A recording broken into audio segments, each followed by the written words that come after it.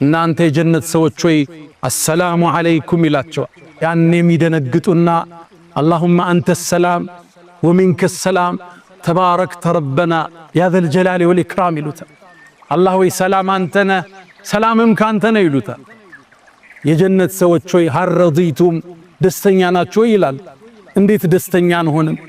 ጀነት አስገብተህን ከሳት አድነህን ሚዛናችን ደፍተህልን እንዴት አንወድም ይላል። ልጨምራችሁ እንዴ ይላችኋል አላህ። ምን ልጨምራችሁ? ሁሉም በአንድ ቃል አንድ ጥሪ ያቀርባሉ። አላህ ሆይ አንተን እንድናይ ፍቀድ ይላሉ ነብዩ አለይሂ ሰላቱ ሰላም። ሶሒህ ሐዲስ ላይ ነው የሚሉት። አላህም ያኔ የብርሃን ግርዶሹን ይከፍተዋል። ፍጥረታት ወደሱ ይመለከታል። የጀነት ሰዎች ጸጋ እንደዛ ተሰጥቶ ያውቁ። እሱን እንዲያዩት አቅም ሰጧቸው እንጂ ማየት አይችሉም። አላህ ነበር የጀነት የጸጋው መቋጫ፣ የደስታው ማሳረጊያ፣ የፌሽታው ማተሚያ የፍጥረት ዓለሙን ጌታ አላህን ማየት።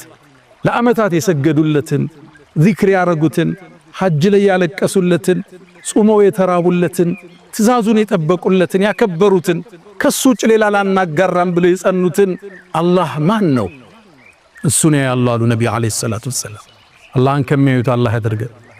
ወጁሁ የውመኢዝን ናዚራ አላህ ፊቶች ያኔ ያበራሉ ኢላ ረቢሃ ናዚራ ጌታህንም ይመለከታሉና